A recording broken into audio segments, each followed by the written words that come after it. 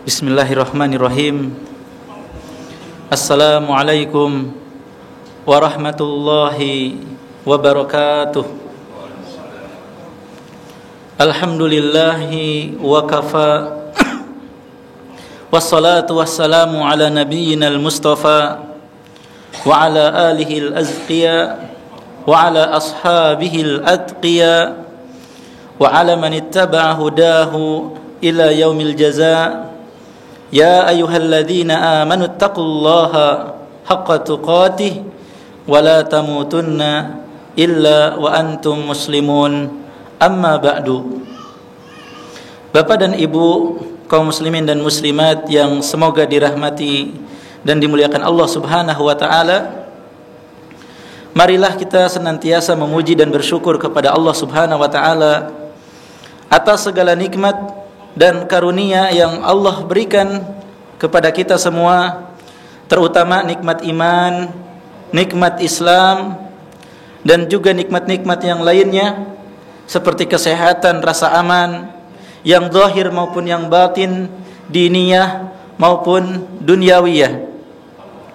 Kemudian Bapak dan Ibu kaum muslimin dan muslimat yang semoga dirahmati dan dimuliakan Allah, di kesempatan siang ini insyaallah kita akan sama-sama mengkaji, yaitu sebuah fenomena di antara manusia banyak yang tertipu, padahal Allah Subhanahu wa taala telah mengingatkan dalam banyak ayatnya, baik tertipu oleh dunianya, tertipu oleh hartanya, tertipu oleh ibadahnya, bahkan ada yang tertipu dengan ilmunya. Allah Subhanahu wa taala berfirman dalam surat Ali Imran ayat 189, kullu nafsin dha'iqatul maut wa innama tuwaffawna ujurakum yaumal qiyamah faman zuhziha 'anin nari wa udkhilal jannata faqad faz wa mal hayatud dunya illa mata'ul ghurur. Setiap jiwa pasti akan mengalami kematian. Ada yang meragukan hal itu, Bapak? Ada yang merasa dirinya enggak akan mati? Pasti mati. Sejahat-jahatnya dia, sesombong-sombongnya dia, seangkuh-angkuhnya dia, pasti mati, Pak. Betul apa tidak? Pasti mati. Ingat coba, ketika dirinya berada dalam puncak, kadang orang lupa diri, sombong, bangga, meremehkan orang lain, melecehkan orang lain. Nanti ujung-ujungnya juga dia mati, Pak. Wa innama tuwaffawna ujurakum yaumal qiyamah. Dan sesungguhnya pahala-pahala yang mereka kerjakan atau hasil dari perbuatan yang buruk yang dia lakukan nanti akan dibalas secara sempurna di hari kiamat. Faman zuhziha 'anin nari wa udkhilal jannata faqad faz. Maka barang siapa yang dijauhkan dari api neraka, tidak tersentuh, walaupun kata orang sebentar aja deh nggak apa-apa. Hati-hati, Pak, sebagian orang meremehkan, nggak apa-apa deh di neraka sebentar. Seperti orang-orang Yahudi mengatakan, wa qalu lan tamassana an-naru illa ayyaman ma'dudah. Kita tidak akan tersentuh api neraka kecuali beberapa hari aja, nggak apa-apa, biarin. Naudzubillah, Bapak. Satu hari di akhirat itu 50.000 tahun di dunia. Ada orang diuji dengan kemiskinan 20 tahun saja sudah nggak sabar. Betul tidak, Pak? Berat sekali hidupnya. Gak sedikit yang stres, depresi. Padahal baru berapa tahun saja, baru beberapa puluh tahun. Di hari kiamat satu harinya 50.000 tahun. Kemudian akan mengatakan gak apa-apa beberapa hari saja. Naudzubillah. Gak akan sabar, gak akan kuat. Maka yang sukses yang sebenarnya adalah yang dijauhkan dari api neraka, kemudian dimasukkan ke dalam surga. Semoga yang hadir di sini semuanya masuk surga. Amin. Faqad faz, dialah yang beruntung, dialah yang sukses. Kalau sebagian orang melihat sukses itu bagaimana, Pak? Wah, materialistis aja kelihatannya. Wah, udah bawa mobil nih, sukses ya. Betul tidak? Padahal mobil Grab, mobil orang. Ya. Wah, keren banget itu. Mewah banget barangnya, padahal kredit. Patokan kesuksesan sebagian manusia itu materi, dunia. Sehingga seseorang berlomba-lomba membanggakan apa yang ada pada dirinya walaupun bukan miliknya. Walaupun bukan miliknya, naudzubillah. Apalagi kalau punya dia. Yang sukses sesungguhnya adalah jika dia dibebaskan dari api neraka, masuk ke dalam surga. Kemudian Allah mengingatkan, wa mal hayatud dunya illa mata'ul ghurur. Ini yang menjadi pembahasan kita. Dan tidaklah kehidupan dunia melainkan kesenangan yang menipu. Kesenangan yang menipu. Kok bisa? Kenapa dunia bisa disebut menipu, Pak? Karena sebagian orang mengira, Pak, di dunia ini selamanya. Padahal kalau kita jujur, di dunia nggak selama-lamanya. Berapa lama di dunia? Ya, yang kemarin berkomentar di televisi sekarang udah nggak ada. Yang kemarin berbicaranya so iya so mantap sekarang udah nggak ada. Manusia pada pergi. Kakek-kakek kita, nenek-nenek kita, semuanya sudah nggak ada. Mungkin ada sebagian masih. Mereka semua pergi, kita pun sama seperti mereka akan pergi.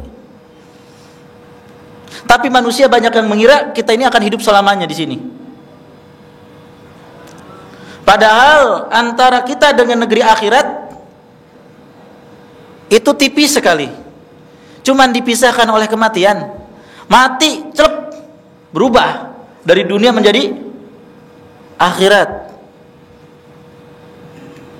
Ya. Dan datangnya ajal itu tiba-tiba. Tidak ada konfirmasi terlebih dahulu, Pak. Datang dengan tiba-tiba. Kemudian tiba-tiba ruh itu akan dicabut oleh Allah, pintu taubat ditutup, meregang, sesak, dan kesakitan, tangisan orang-orang sekitar. Dunia kita tinggalkan. Itu yang ada di buku rekening, udah nggak Bapak tengok lagi di situ. Aset-aset, entah itu properti atau apa, sudah selamat tinggal. Enggak ikut masuk ke kuburan, enggak. Dunia inilah dunia. Apa yang kita pakai, apa yang kita makan, setelah itu kita pergi. Oleh karena itu, orang yang cerdas adalah orang yang menggunakan dunia ini seperti apa? Seperti keledai yang ditunggangi, atau seperti toilet ketika digunakan untuk buang hajat. Nggak ada itu, Pak, orang bangga-bangga dengan toiletnya. Nggak ada itu orang, Pak, selfie-selfie dengan toiletnya. Oh, toilet saya bagus dan segala macam, nggak ada. Kapan dipakai itu, Pak? Halo, Pak? Toilet kapan dipakai? Cuman ketika butuh aja, betul.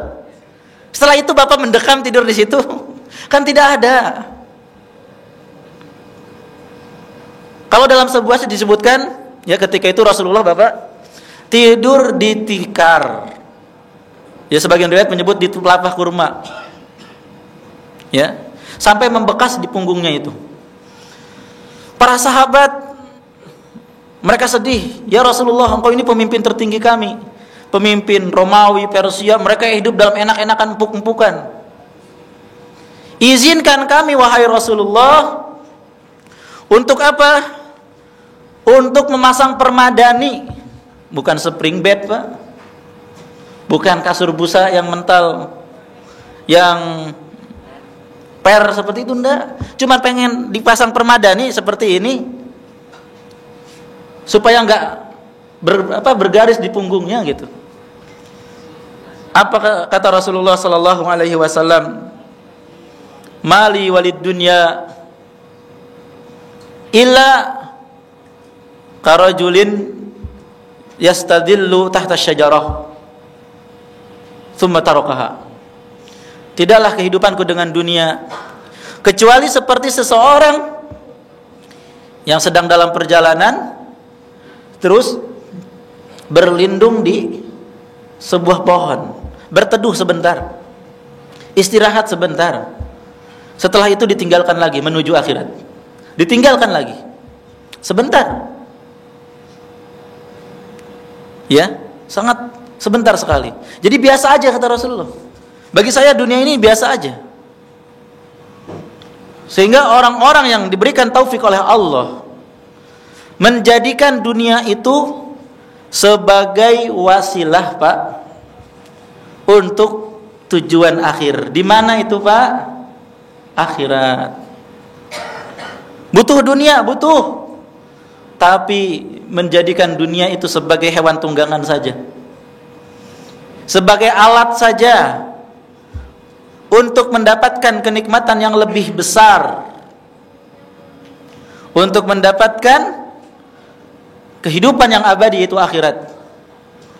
Dunia tidak melalaikan dirinya. Kemudian Bapak Ibu kaum muslimin dan muslimat yang semoga dirahmati dan dimuliakan Allah Subhanahu wa taala,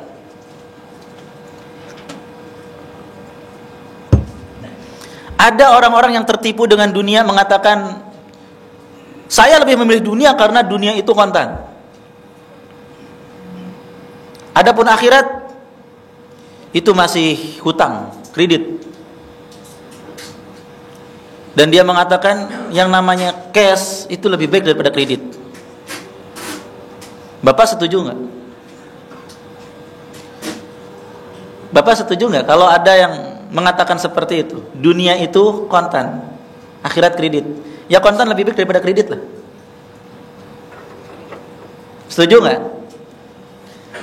Hati-hati Pak, kalau setuju Bapak tertipu. Tertipunya di mana? Bapak, kalau antara cash dan kredit nilainya sama, betul, namanya kontan lebih baik. Tapi kalau antara cash dengan kredit itu jauh jaraknya, di mana-mana orang memilih, nggak apa-apa di kredit juga. Yang penting untungnya lebih banyak. Ya. Buktinya apa? Banyak perusahaan-perusahaan yang menjual barangnya tidak dengan cash, harus kredit. Kalau mau cash malah kena penalti. Nah, kenapa itu? Ya karena mereka mau menghitung lebih besar, Pak. Sekarang supaya lebih memudahkan begini, Pak. Ada orang yang memiliki perusahaan besar.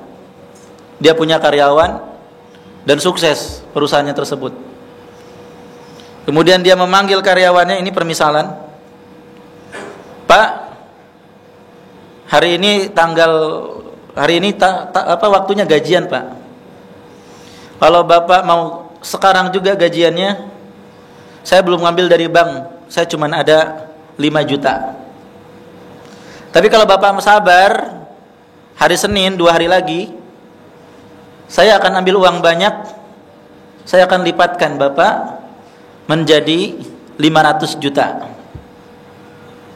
Hari ini 5 juta, Senin 500 juta.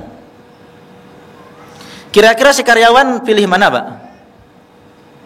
Ingat loh Pak, ini bosnya ini memang orangnya baik. jujur, dan memang memiliki harta.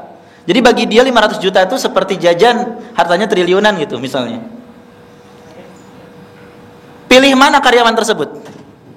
Cash hari ini 5 juta atau tunggu beberapa hari kemudian tapi 500 juta? Tentu dia akan memilih yang 500 juta, Pak. Pertama, nominal lebih besar. Yang kedua, yang menjanjikan ini orang yang jujur dan memang punya harta juga, terbukti. Allah Subhanahu wa taala lebih kaya daripada bosnya itu. Betul tidak? Allah memiliki perbendaharaan langit dan bumi. Semua yang ada milik Allah. Dan Allah paling benar perkataannya, tidak pernah menyelisih janji.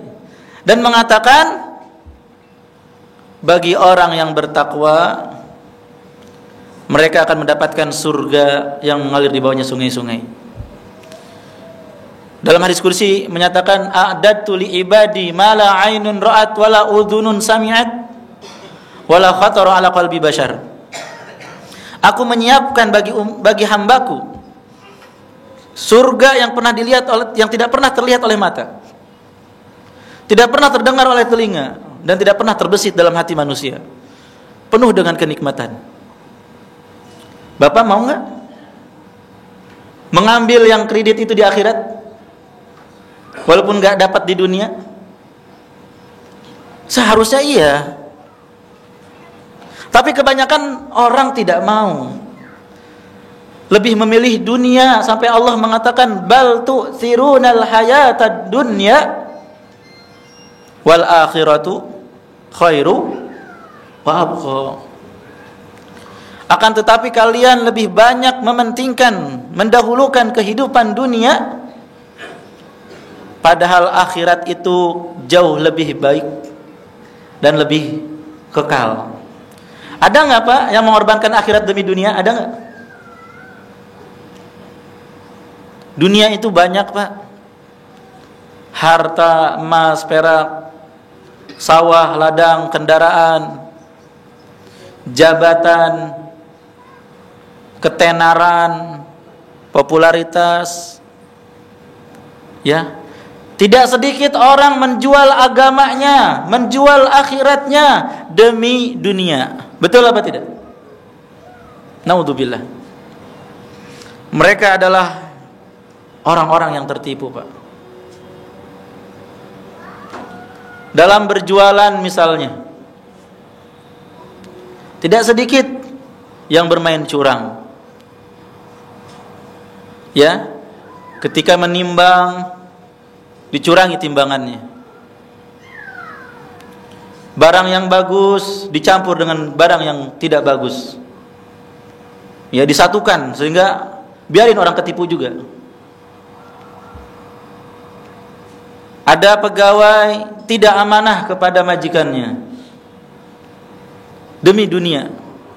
Kalau nggak kayak gini, kalau nggak curang kayak gini, saya kapan kayanya? Ada tidak seperti itu? Ya, laporan tidak sesuai dengan kenyataannya misalnya. Demi dunia, akhirat Pak gimana? Ah bodoh amat lah akhirat. Naudzubillah. Menjual agama, menjual akhirat demi uang, demi jabatan. Yang salah dibetulkan, yang betul disalahkan. Rela berkhianat demi dunia. Ya, seperti para pengkhianat bangsa yang menjual bangsa ini. Yang penting dunia kami asik, yang penting dunia kami enak, tidak peduli apapun yang terjadi. Bapak Ibu kaum muslimin dan muslimat yang semoga dirahmati dan dimuliakan Allah,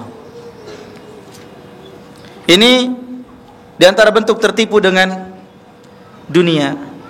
Ada lagi yang tertipu dengan maksiat, ahli maksiat. Mereka tertipu karena mendengar Allah itu Maha Pengampun. Mas, kapan tobat mas? Santai aja bro, Allah Maha Pengampun. Allah Maha Pengampun itu betul. Tapi pengampun bagi siapa? Kata Allah, wa inni laghaffarul liman tab. Sesungguhnya aku ini Maha Pengampun bagi yang bertaubat. Ya dia beralasan karena Allah ampunannya luas, nggak apa-apa saya dosa sekarang. Tar saya minta ampun lagi sama Allah. Dosa lagi, minta ampun lagi. Tidak mau tobat-tobat. Ini namanya orang tertipu, Pak. Yang mengatakan Allah itu pengampun, Allah itu mulia. Kita mengharapkan ampunannya. Sehingga kata sebagian ulama, man raja syai'an talabah, wa man khafa syai'an haraba minhu, wa man rajal ghufrana ma'al israr fahuwa magrur. Barang siapa yang mengharapkan sesuatu, tentu dia akan berusaha mendapatkannya. Barang siapa yang takut dari sesuatu, tentu dia akan lari darinya. Ini benar tidak? Siapa yang mengharap, dia akan mencoba berusaha. Siapa yang takut, dia akan berusaha untuk lari. Tapi siapa yang mengharapkan ampunan dari Allah, tapi dia terus-menerus dengan dosanya, dia itu tertipu, Pak. Ada lagi yang mengatakan, Allah sayang kok sama saya. Itu buktinya bisnis saya lancar. Harta saya banyak. Anak-anak juga lah, sukses semua. Itu tanda Allah cinta sama saya. Padahal dia maksiat terus. Dia terus bermaksiat. Dia tertipu. Tertipu dengan harta yang ada pada dirinya. Dia lupa bahwa orang-orang kafir, orang-orang Yahudi, orang Nasrani, orang-orang musyrik, mereka banyak yang lebih sukses daripada dia. Betul apa tidak? Baru bisnis segitu lancar aja udah menganggap Allah cinta. Bagaimana melihat orang-orang sukses di luar sana? Dari sisi dunia ya Pak ya. Sampai Allah mengatakan la yaghurrannaka taqallubul ladzina kafaru fil bilad. Mata'un qalilun thumma ma'wahum jahannam wa bi'sal mihad. Janganlah ya suksesnya orang-orang kafir dalam bisnis mereka sehingga mereka berpindah dari satu negeri ke negeri lain. Ini kebanyakan seperti itu. Orang kafir itu bisnisnya sampai lintas negara, franchise-nya di mana-mana. Jangan sampai engkau tertipu, takjub dengan mereka, karena itu adalah kesenangan yang sedikit. Mata'un qalil, hanya sebentar mereka itu, Pak. Ya, orang terkaya di dunia sekarang berapa lama umurnya di dunia? Apakah selama-lamanya? Apa guna bagi dia harta yang sebegitu banyak itu? Jika setelah itu dia mati, tsumma ma'wahum jahannam, setelah itu tempat mereka di neraka jahannam. Rugi tidak? Rugi. Wa bi'sal mihad, dan seburuk-buruk tempat kembali. Jadi orang yang sukses, orang yang bisnisnya lancar, jangan tertipu Allah sayang, Allah cinta sama dia. Itu bukan nikmat, Bapak Ibu. Jika Allah memberikan karunia dan dia maksiat, itu bukan nikmat, tetapi itu adalah istidraj. Apa namanya, Pak? Istidraj. Allah Subhanahu wa taala mengulur-ngulur sampai dia merasa aman. Oh, enggak apa-apa. Allah enggak menghukum saya. Merasa nyantai. Hingga pada saatnya Allah menyiksa dia sekaligus. Bisa di dunia, atau dia dimatikan oleh Allah dan dia disiksa di akhirat. Dan dia tidak punya kesempatan lagi untuk berubah dan bertaubat. Seperti seorang karyawan, Pak. Dia datang terlambat, pulang duluan. Teladan banget. Ya, telat datang, pulang duluan. Ketika kerja juga sering main HP. Ya. Seringnya main HP. Ngelayani pelanggan judes. Enggak senyum. Malas banget. Bosnya itu menyaksikan saja di CCTV. Enggak negur. Tunggu akhir bulan aja. Setelah akhir bulan apa? Terima kasih. Ini gaji Anda plus pesangon. Kaget nggak, Pak? Kaget tidak? Mendingan mana bagi dia? Seperti itu atau ditegur? Kalau dia disuruh milih, lebih baik langsung dipecat seperti itu atau ditegur dulu? Kok selama ini saya nggak pernah ditegur ya? Bos saya senyum-senyum aja, saya terlambat juga. Selama ini begitu. Nah, hati-hati. Hati-hati. Lebih baik kita itu ditegur. Makanya nggak pernah ditegur, jangan tertipu. Itu istidraj. Ya. Ada orang selama ini sering mengucapkan kalimat-kalimat yang tidak enak, menyakiti orang lain, menyakiti banyak orang. Terus aja ngomong terus aja ngomong terus. Ya, videonya banyak di mana-mana. Bukan cuma sekali dua kali, di berbagai kesempatan. Orang cuma ngenes aja ngelihatnya. Ya. Maka bisa jadi belum dihukum orang itu adalah istidraj dari Allah Subhanahu wa taala. Belum dihukumnya orang tersebut karena istidraj dari Allah Subhanahu wa taala. Jadi kita pun demikian, Pak. Jangan tertipu dengan banyaknya harta, dengan sukses, dengan lancarnya.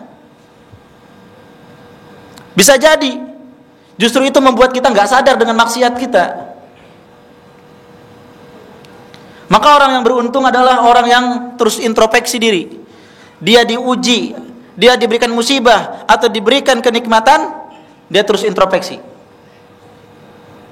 Tidak ada gunanya harta yang banyak kalau saya maksiat sama Allah. Kalau saya berbuat dosa dan maksiat, tidak ada gunanya. Ya, tidak tertipu dengan kenyamanan.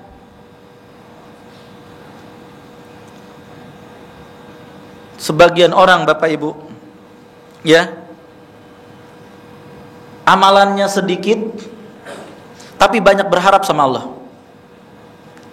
Dosa diulang-ulangi, ya, berulang-ulang. Berbeda dengan para ulama salaf. Amalan mereka banyak. Sering nangis karena Allah. Tetapi meskipun demikian takut kepada Allah Subhanahu wa ta'ala. Ada lagi yang tertipu dengan kesolehan orang tua. Nah, bapak saya Pak Haji loh. Gak mungkin dong anaknya nakal. Gak mungkin anaknya celaka. Dia bebas berbuat semaunya.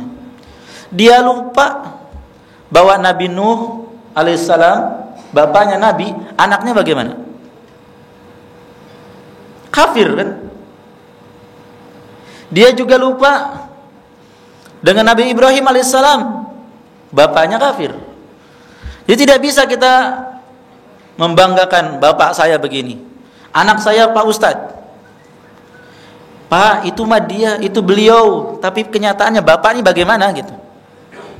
Tidak perlu membawa-bawa orang lain, bapak saya begini, kakak saya begini, anak saya begitu. Yang dinilai itu adalah kita sendiri. Ya. Sampai kapan terus tertipu seperti itu? Bapak Ibu kaum muslimin dan muslimat yang semoga dirahmati dan dimuliakan Allah. Ada orang-orang yang maksiatnya lebih banyak daripada ketaatannya. Dia taat betul, tapi dia juga maksiat. Maksiatnya itu lebih banyak daripada taat. Tapi dia tertipu, dia mengira kebaikannya lebih banyak daripada maksiat. Ya. Dia tertipu. Akhirnya apa? Dia berlindung dengan ketaatan yang sedikit itu dan melupakan maksiat yang begitu banyak. Contoh, ada orang misalnya berinfak 1.000, 2.000. Saya emang gak pernah bolos absen, setiap kali masuk masjid berinfak 1.000.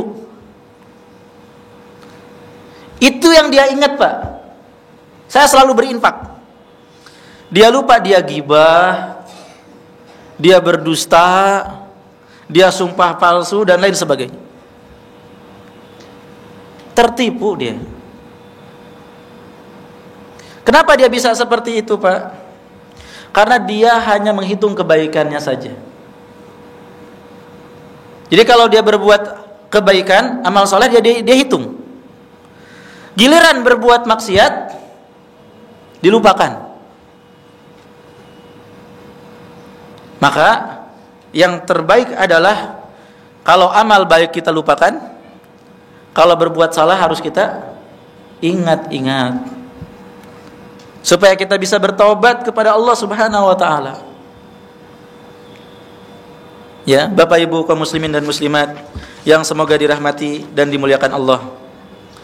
Agar tidak tertipu lebih jauh oleh dunia, saya akan bacakan beberapa ayat dan hadis Nabi sallallahu alaihi wasallam tentang dunia ini. Dunia sendiri sebenarnya tidak tercela. Yang tercela itu adalah manusia yang menggunakannya. Ya, manusia yang menggunakannya. Allah Subhanahu wa taala berfirman dalam surat Ali Imran ayat 14-15, Zuyyina lin-nasi hubbus syahawati minan nisa'i wal banina wal qanatiril muqantarah minadh dhahabi wal fiddah wal khaylil musawwamati wal an'ami wal harth dzalika mata'ul hayatid dunya wallahu 'indahu husnul ma'ab. Dijadikan indah bagi manusia itu cinta syahwat. Manusia itu cinta syahwat. Cinta para wanita, kalau wanita cinta laki-laki. Cinta anak-anak, harta yang banyak dari emas dan perak, cinta kuda, ya, al-khaylul musawwamah, kuda yang terlatih. Kemudian hewan ternak, ladang dan sawah. Itu adalah kesenangan dunia kata Allah Subhanahu wa taala. Tetapi apa yang ada di sisi Allah itu jauh lebih baik. Qul a'unabbiukum bi khairin min dzalikum. Mau enggak aku kabarkan lebih baik daripada itu semua? Lilladzina taqaw 'inda rabbihim jannat. Bagi mereka yang bertakwa kepada Rabb mereka, kepada Allah, mereka akan masuk ke dalam surga, ya, tajri min tahtihal anhar, yang mengalir di bawahnya sungai-sungai.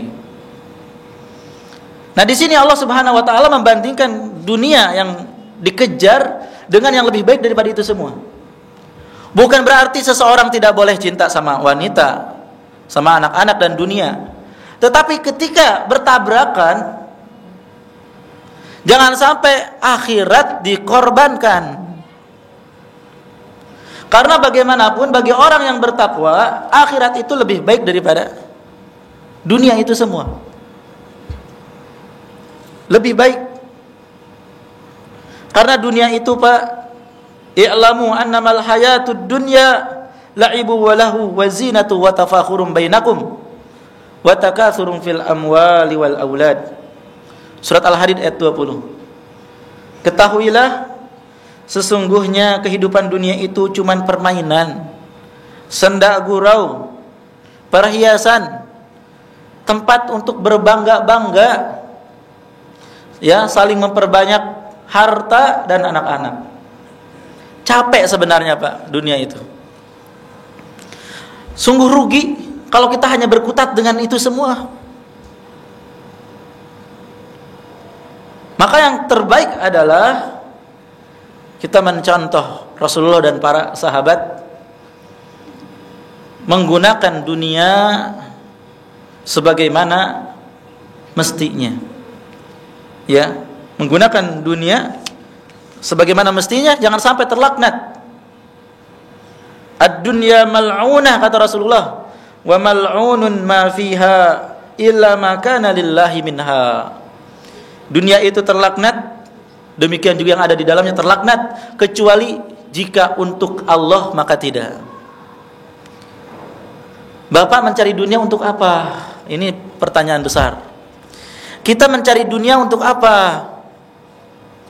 Oh, saya itu berbisnis, ingin memberikan nafkah buat diri saya sendiri supaya nggak minta-minta. Untuk anak istri karena Allah memerintahkan saya bertanggung jawab. Oh, Masya Allah, kalau begitu Bapak bagus. Untuk akhirat. Kalau Bapak apa? Saya itu ingin haji, saya ingin umroh. Masya Allah, bagus untuk akhirat. Bapak untuk apa? Saya itu kasihan sama fakir miskin, sama anak-anak yatim. Saya mencari uang itu ingin bantu mereka. Masya Allah, ini bagus. Bapak apa? Itu tetangga belagu banget beli mobil baru, saya juga bisa beli yang lebih mahal. Hati-hati. Alhaakumut takatsur. Ini yang melalaikan. Ini yang bahaya. Dunia untuk berbangga-bangga, dunia untuk menunjukkan, woi, saya sudah sukses nih. Saya sudah hebat ini. Saya sudah punya ini, saya sudah punya itu. Mobil ente mana? Ini mobil aneh. Kalau sudah seperti itu, Pak, tercela. Ya. Jadi dunia itu kalau untuk Allah bagus. Jadilah orang kaya, tapi orang kaya yang beriman dan bertakwa pada Allah. Enggak pernah sombong. Enggak pernah bangga. Menggunakan untuk kebaikan. Ngapain saya capek-capek atuh kalau untuk diinfakin lagi. Ada sebagian orang seperti itu. Untuk siapa saya capek-capek bisnis kalau saya ujung-ujungnya untuk dakwah lagi, untuk infak lagi, untuk anak yatim lagi. Kapan saya menikmatinya? Bapak akan menikmati di dunia dan di akhirat insya Allah kalau begitu. Daripada cuman menumpuk-numpuk di bawah bantal. Ketika mati nggak dibawa. Utsman bin Affan, saudagar kaya, membeli sumur untuk orang beriman dari orang Yahudi sebanyak-banyaknya. Tadinya setengah. Ya, ketika membeli sumur itu, orang Yahudi nggak mau jual semuanya. Karena orang Yahudi itu membisniskan. Jadi kalau ada orang yang minta air, suruh bayar. Maka Utsman bin Affan membeli setengahnya. Jadi sumur dibagi dua. Giliran hari jatahnya Utsman, kaum muslimin ngambil secara gratis. Giliran orang Yahudi, nggak ada yang ngambil. Sampai akhirnya dijual semua sama orang Yahudi tersebut, ya udah dijual. Akhirnya orang kaum muslimin mengambil air sepuasnya dari sumur tersebut dengan harta yang dibeli dengan jumlah yang sangat besar dari Utsman bin Affan. Digunakan untuk kebaikan. Abdurrahman bin Auf, sahabat yang sangat kaya raya. Ya, Allah bukakan pintu rizki sampai katanya kalau buka bantal aja di situ pasti ada harta, saking banyaknya. Meninggalkan harta begitu besar ketika meninggalnya. Apa yang dia lakukan? Dia itu bisnismen handal. Dari luar kota datang ke Madinah bawa barang dagangan, sejauh mata memandang onta-ontanya itu dengan barang dagangan itu. Tiba-tiba dia mendengar kabar di Madinah sedang paceklik, sedang krisis moneter. Dia tidak pikir panjang, ini untuk penduduk Madinah, diinfakkan semuanya. Terus dia gimana? Bisnis lagi, berhasil lagi. Karena memang betul ma naqasat shadaqatun min mal. Sedekah itu tidak akan mengurangi harta. Seperti itu, Pak, kehidupan mereka untuk Islam. Abu Bakar puluhan budak dia beli. Ya, beliau beli puluhan budak supaya dibebaskan, supaya enggak disiksa sama orang-orang kafir. Termasuk Bilal bin Rabah. Dibeli oleh Abu Bakar, kemudian setelah itu dibebaskan. Harta yang begitu banyak enggak akan sayang-sayang. Orang beriman seperti itu.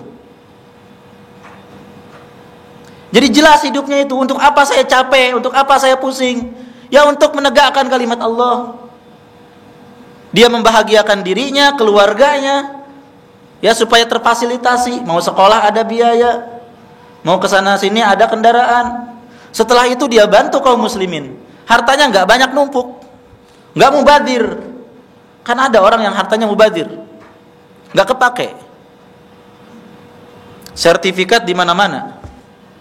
Ya, sertifikat sampai numpuk. Ini tanah di sana, tanah di sini, nggak dipakai. Ya, seakan-akan akan dibawa mati itu harta. Di antara yang tertipu dengan dunia juga, Pak, orang mencarinya dengan cara yang haram. Padahal kalau dia sabar, dia akan dapatkan dengan cara yang halal.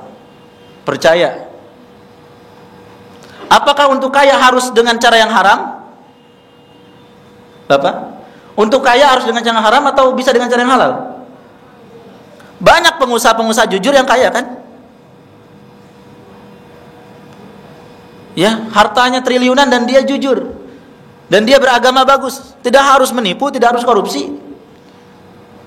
Karena seseorang tidak akan mati sampai terpenuhi semua rizkinya.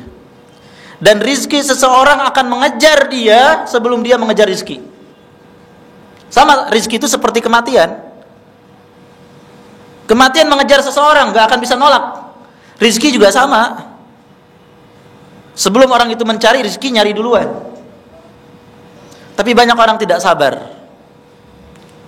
Dengan cara menipu, dengan cara berbohong, dengan cara korupsi. Padahal gak harus seperti itu. Gak harus dengan cara yang haram mencari harta. Ya, naudzubillah. Orang yang korupsi sampai triliunan itu gimana? Untuk apa? Apakah dia makan terus uang itu? Dia masukkan ke dalam perut kertasnya itu? Atau hanya memegang nomor rekeningnya? Ya, yang ada kebanyakan harta yang haram akan melahirkan sesuatu yang haram lagi. Harta yang haram tidak akan berkah. Akan membuat atau dialihkan kepada yang haram lagi. Harta jadi tidak ada nilainya. Percuma. Ya, tidak ada ketenangan dan tidak ada keberkahan. Bapak Ibu kaum muslimin dan muslimat yang semoga dirahmati dan dimuliakan Allah. Ada 3 golongan yang sering tertipu. Mohon maaf Pak, sampai jam berapa? 15 menit lagi. Ada 3 golongan yang sering tertipu dan semoga kita terlindung darinya.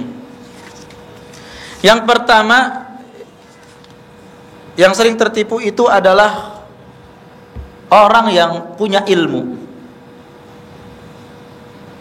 Hah? Kenapa? Kenapa orang yang punya ilmu sering tertipu? Sebaiknya saya nggak usah punya ilmu kalau gitu, Bapak. Kalau orang yang punya ilmu sering tertipu, yang nggak punya ilmu lebih sering lagi. Ketika dirinya menganggap saya nggak butuh ilmu, itu tipuan terbesar.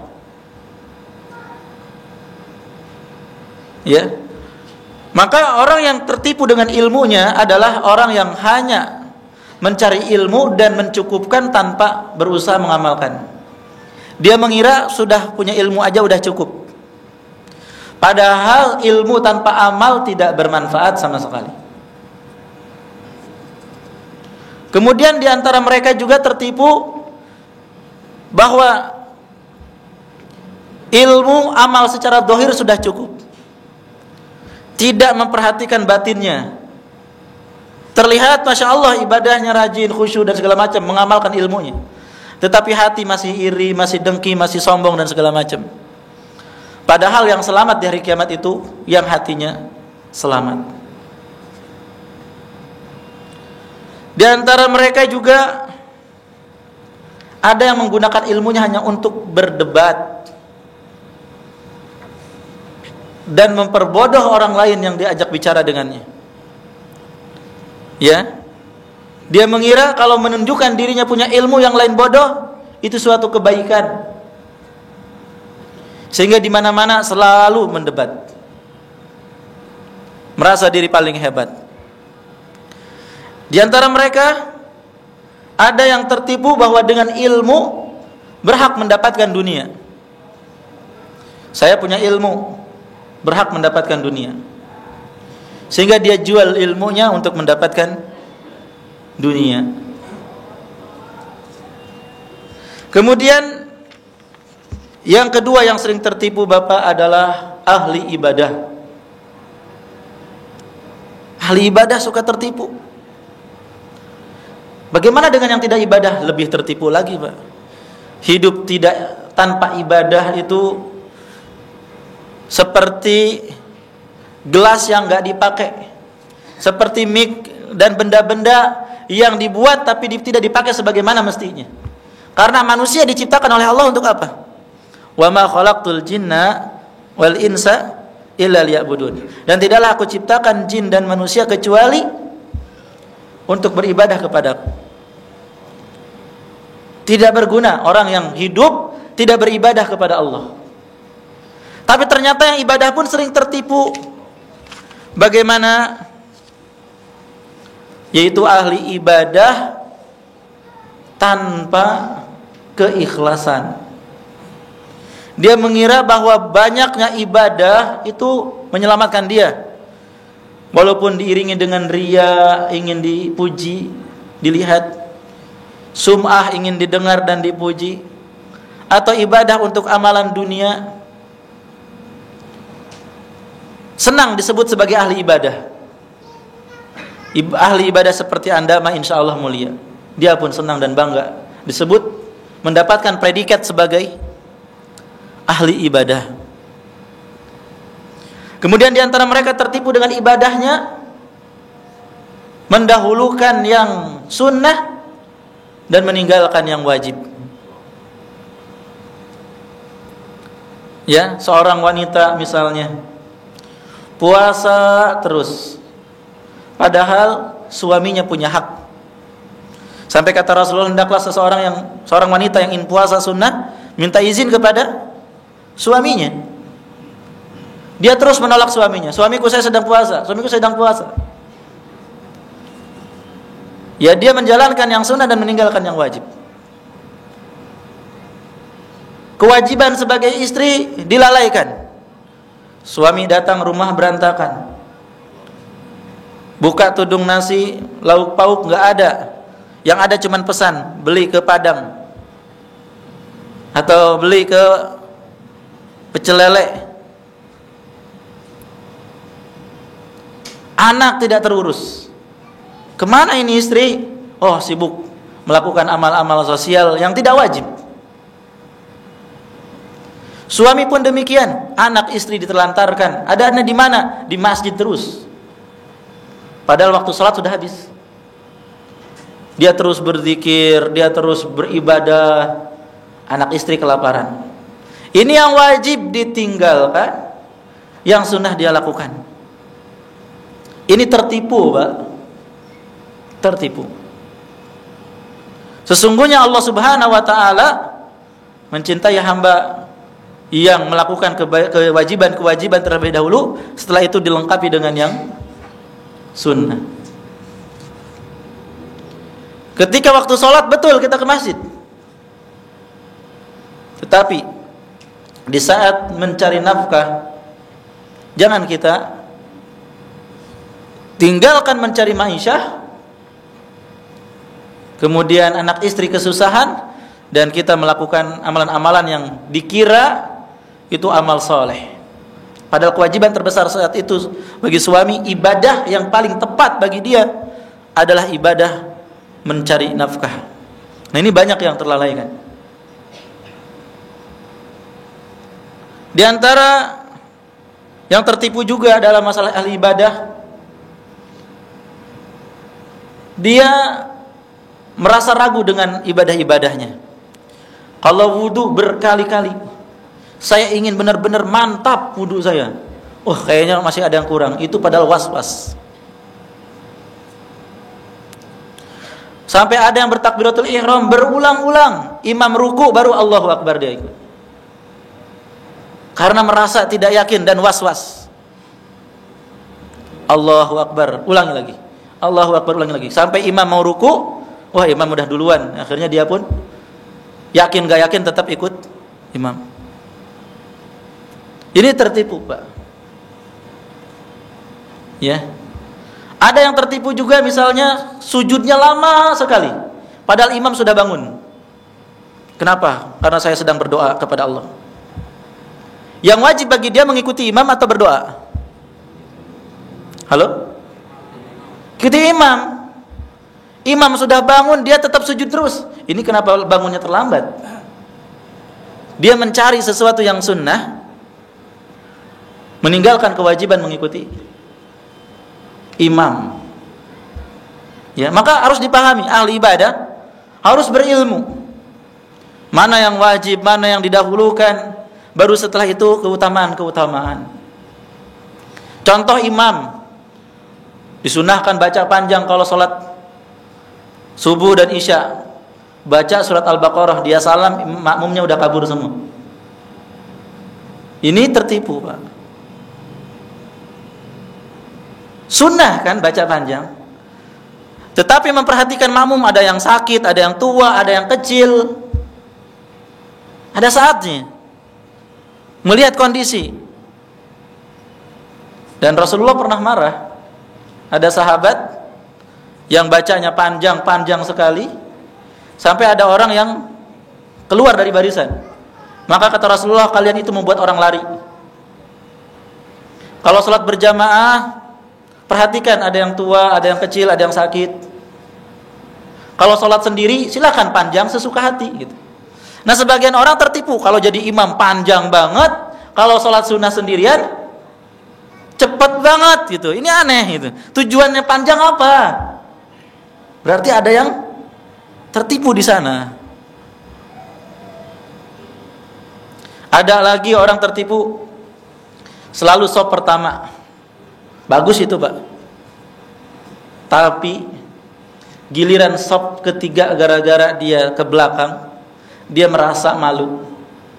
Aduh, baru kali ini saya di sop ketiga nih. Malu banget. Malunya sama siapa? Malu seperti seakan-akan orang-orang memperhatikan dia. Berarti dia tertipu, selama ini dikiranya ikhlas. Padahal ternyata apa? Sepertamanya ingin diperhatikan oleh orang lain. Jadi ahli ibadah pun harus menjaga hati, Pak. Di antaranya mereka menganggap orang yang gak rajin ibadah itu ahli maksiat. Orang-orang pada kemana ya? Males banget sih, sholat rawatib aja kayak gak sempet. Dia menganggap dirinya lebih hebat karena sholat sunnah dan segala macam. Orang-orang lain yang pergi itu orang yang kurang. Ini tertipu, Pak. Kalau ada orang berbuat maksiat, jijik, kotor, naudzubillah, nggak mau salaman, ya. Padahal orang itu ingin bertaubat. Ini juga tertipu. Menganggap diri soleh, menganggap diri bersih, menganggap diri masya Allah, itu pun sudah tertipu. Yang ketiga, ini saya tidak sebutkan ya semuanya. Contoh-contoh saja, adalah orang yang sering tertipu, orang yang punya banyak harta. Tertipunya bagaimana orang yang punya harta ini? Mereka senang sekali berinfak dan bersedekah. Dermawan, betul. Biasanya yang punya harta begitu kan.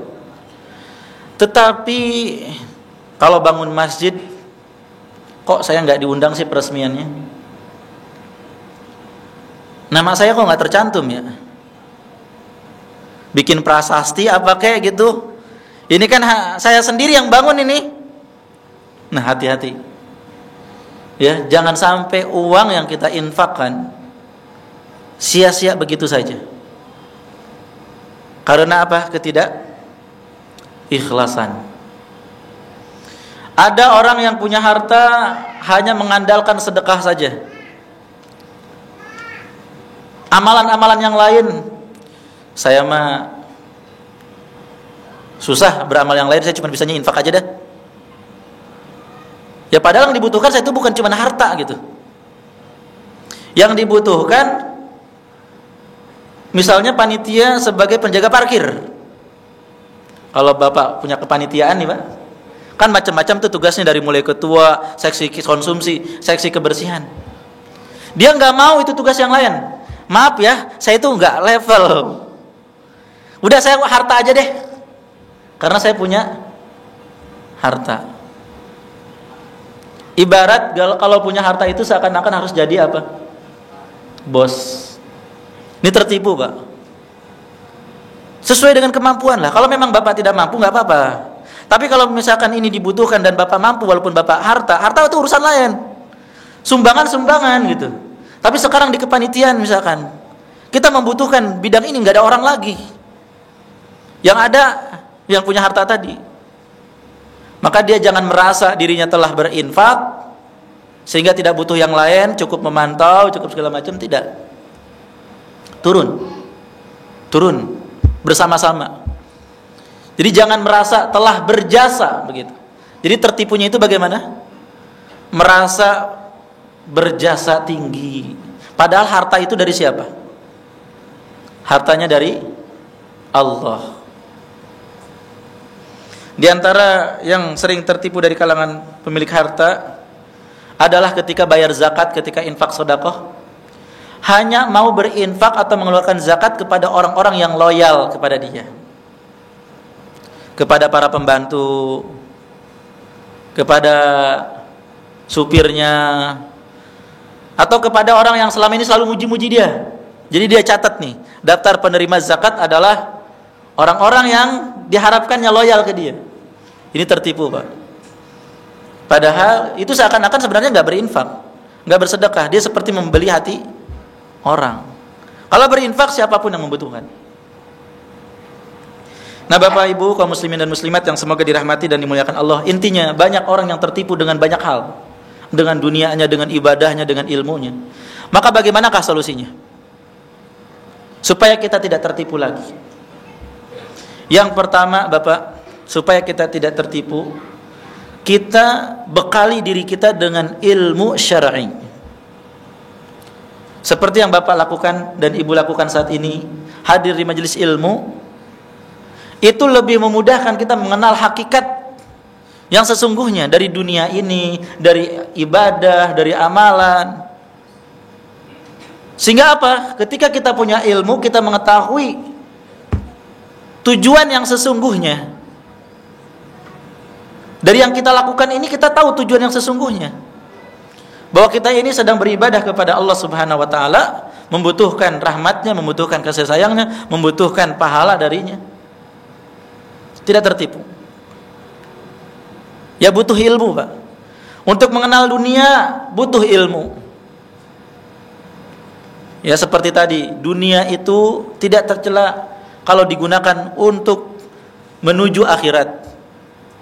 Saya punya dunia, saya gunakan untuk menuju akhirat. Zuhud itu bukan berarti nggak punya harta, tapi zuhud itu memandang akhirat lebih besar, lebih tinggi daripada dunia. Orang yang punya ilmu, walaupun dia punya Alphard atau Pajero atau apapun juga, itu bisa zuhud. Tapi orang yang nggak punya ilmu, walaupun sepeda ontel, nggak bisa zuhud. Orang yang mobilnya mewah, kalau dia zuhud menganggap dunia ini apa kecil, cuman karena Allah ngasih aja dia pakai. Ketika dengar azan, tidak melalaikan dari ibadah kepada Allah. Ketika ada yang membutuhkan, dia bantu. Tetapi orang yang nggak punya ilmu, yang nggak zuhud, ketika azan tetap aja ngebersihin sepeda ontelnya. Dikit-dikit bangga selfie dengan sepedanya. Ini sepeda kesayanganku.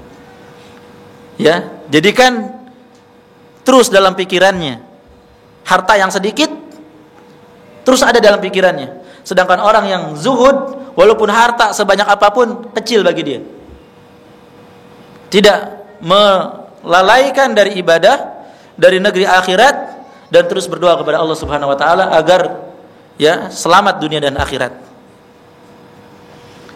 Kemudian yang kedua, supaya kita tidak tertipu, ya adalah dengan bergaul dengan orang-orang yang arif, artinya yang paham, yang berilmu dan soleh, yang mengetahui hakikat dari kehidupan ini. Mereka akan mengingatkan kita, Pak, jangan bergaul dengan orang yang tamak terhadap dunia. Omongannya dunia lagi, itu membuat kita tertipu, membuat kita terus ingat dunia gara-gara omongan, obrolan di grup misalnya, obrolan di lingkungan.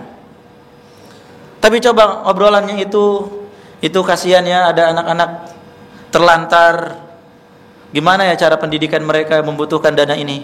Jadi ada termotivasi, ya saya harus bisnis lebih banyak. Nanti kalau saya ada keuntungan, setelah untuk keluarga saya, untuk kerabat saya akan sisihkan buat mereka. Saya akan infakkan untuk mereka. Jadi pikirannya apa? Akhirat terus. Kemudian di antara cara supaya kita tidak tertipu adalah mengingat tipu daya syaitan, baik dari kalangan jin maupun dari kalangan manusia. Syaitan itu musuh yang nyata bagi kita, selalu menipu dan menggelincirkan kita. Ya, ada yang mengajak kepada kepemimpinan. Kamu tuh berhak jadi pemimpin. Kamu tuh berhak dihormati. Kamu tuh berhak dihargai. Kamu itu orang keren. Tidak selayaknya mereka memperlakukanmu seperti ini dan seperti itu. Dibisiki. Cara jalan harus jalan orang yang punya banyak harta dong. Ya, gaya dan segala macamnya. Gak pantas masa banyak duit begini dan begitu. Hati-hati. Jadi kita harus menangkal tipu daya syaitan baik dari kalangan jin dan maupun manusia. Caranya bagaimana? Caranya bagaimana? Ikhlas. Ya. Caranya adalah ikhlas, karena ketika syaitan berjanji la'ughwiyannahum ajma'in, saya akan menyesatkan mereka semua, syaitan mengecualikan illa ibadaka minhumul mukhlasin, kecuali hambamu yang ikhlas. Itu nggak bisa digoda, nggak bisa ditipu. Kalau kita ikhlas, apa itu ikhlas? Segala sesuatu, hidup kita, mati kita, ibadah kita untuk Allah Subhanahu wa taala. Inna salati wa nusuki wa mahyaya wa mamati lillahi rabbil alamin. Ya, sesungguhnya salatku, ibadahku, hidupku, matiku untuk Allah. Jadi Bapak ikhlas, ngaji ikhlas, bekerja ikhlas, berkeluarga ikhlas. Ya, Bapak berkeluarga ikhlas bagaimana? Ya, saya sebagai suami punya tanggung jawab mengharapkan surga Allah Subhanahu wa taala, mendidik mereka, bertanggung jawab mengayomi, menjaga mereka. Ikhlas dalam segala hal. Dan yang terakhir, banyak berdoa. Karena doa Allah berjanji akan mengabulkan. Wa qala rabbukum ud'uni astajib lakum. Rabb kalian berfirman, berdoalah kepadaku akan aku kabulkan. Kita berdoa kepada Allah agar diteguhkan dalam iman, dalam Islam, dalam siratal mustaqim, dijauhkan dari tipu daya syaitan. A'udzu billahi minasyaitonir rajim. Ya muqallibal qulub, tsabbit qulubana ala dinik. Ya musarrifal qulub, sarrif qulubana ala ta'atik. Banyak berdoa kepada Allah Subhanahu wa taala agar terjauhkan dari sifat tertipu. Wallahu a'lam bishawab. Bapak Ibu, ya, nampaknya waktunya sudah habis. Ya, sekarang saatnya untuk tanya jawab. Silakan jika ada yang ingin bertanya dari Bapak dan Ibu sekalian. Sallallahu ala nabiyina Muhammad wa ala alihi washabbihi wasallam.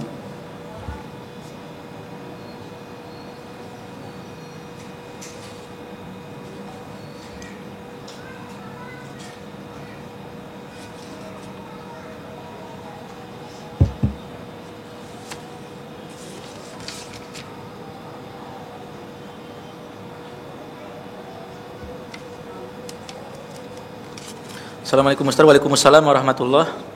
Bagaimana orang atau ahli ibadah yang hanya beramal yang ikhlas, khusus mencari ridho Allah tanpa berharap jaza dan berlindung dari iqab karena dianggap hitung-hitungan? Bapak Ibu, dalam banyak ayat dan hadis Allah Subhanahu wa taala dan Rasulullah mengabarkan kepada kita balasan bagi orang-orang yang bertakwa dan hukuman bagi orang-orang yang bermaksiat.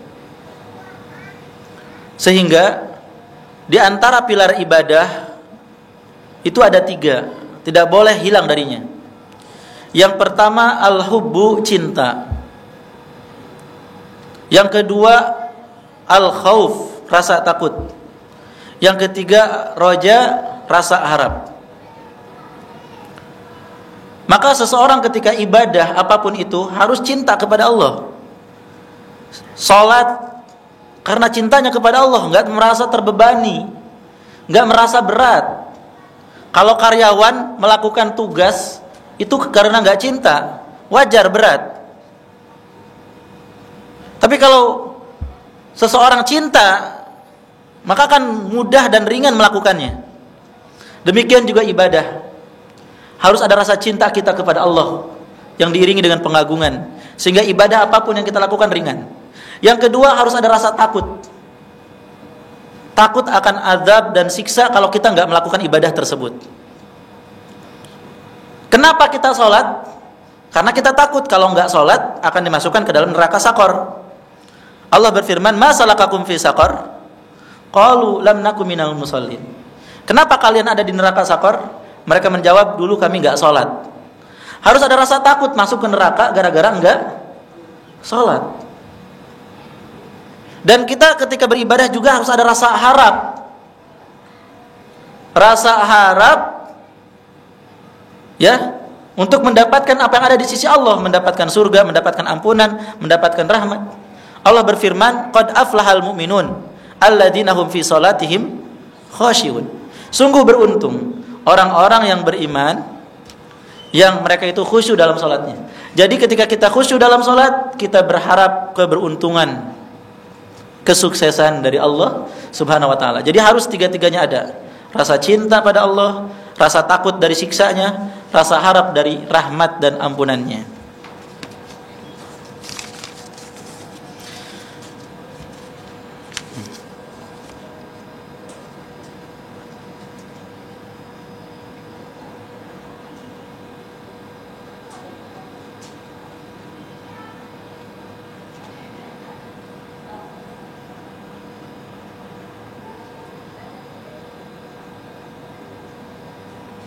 Sehubungan dengan sebuah hadis di mana sikap seorang muslim tetap wajib taat kepada pemerintah meskipun zalim, apakah hal perpajakan termasuk hal yang tidak harus ditaati?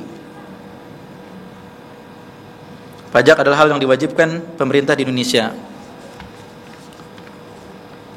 Bapak Ibu, ya sebenarnya kalau syariat Islam ditegakkan, wajib zakat diambil dari orang-orang yang kaya, dibagikan kepada orang-orang miskin, itu sudah mencukupi. Ya. Orang-orang yang wajib zakat diambil hartanya, kan banyak yang kaya. Demikian juga sedekah-sedekah, perwakapan-perwakapan dan lainnya dibagikan secara merata kepada kaum muslimin, itu sudah mencukupi. Ini syariat Islam. Ya, namun karena di negara kita ini wajib membayar pajak, maka itu hukumnya terpaksa. Artinya kalau kita tidak membayar, kan kita akan terkena mudarat. Betul? Kita nggak bisa mengelak daripada itu. Ya, maka kita tetap membayar karena keterpaksaan, dan bersabarlah atas hal itu. Jangan melepaskan ketaatan kepada pemerintah. Kata Rasulullah, wa in darabat dhahrak wa akhadha malak. Walaupun pemerintah itu memukul punggungmu dan mengambil hartamu. Orang-orang miskin yang enggak wajib pajak, yang enggak wajib zakat, tetap harus bayar pajak. Itu kan sebenarnya kasihan. Tapi mereka terpaksa, udah bersabar saja. Ya, bersabar, memohon kepada Allah Subhanahu wa taala pahala dan urusan nanti di akhirat dengan orang-orang yang berbuat zalim. Nah,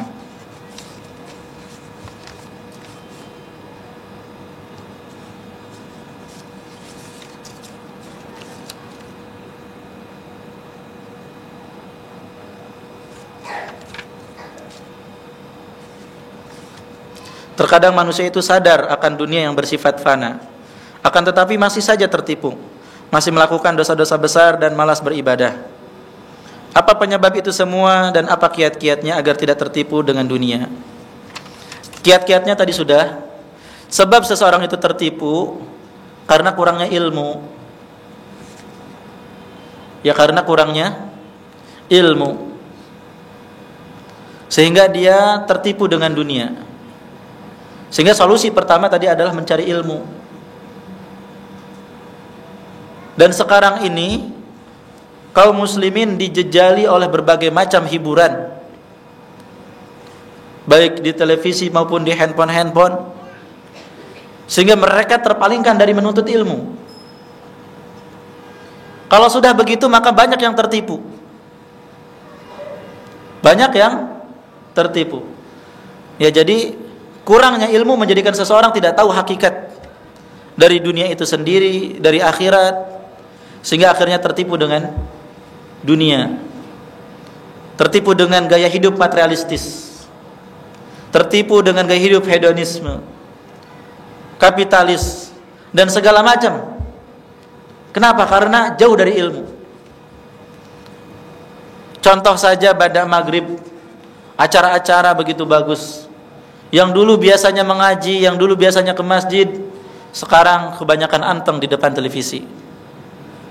Acara konser-konser, di mal-mal, di bioskop-bioskop, berpaling dari rumah-rumah Allah, dari majlis-majlis ilmu kepada dunia yang melenakan.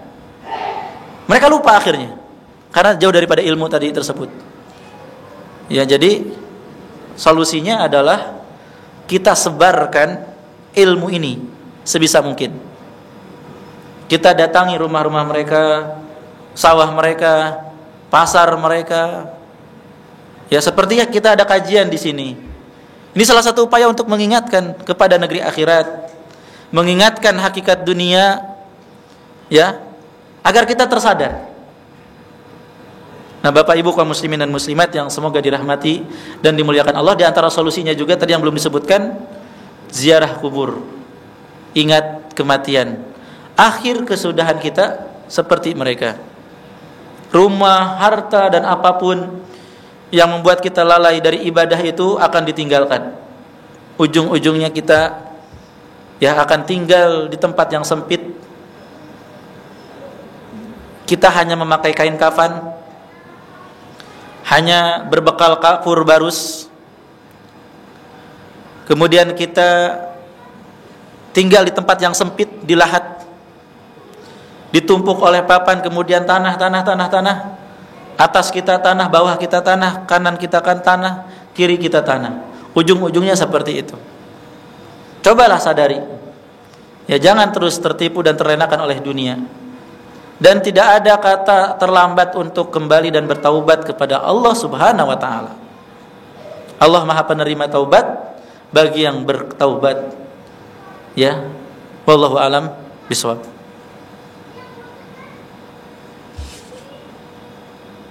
Bapak Ibu, nampaknya sudah cukup kajian kita ini dan tanya jawabnya. Semoga Allah Subhanahu wa taala memberkahi Bapak Ibu sekalian, usaha Bapak Ibu, ya, segala aktivitasnya diridhoi oleh Allah Subhanahu wa taala.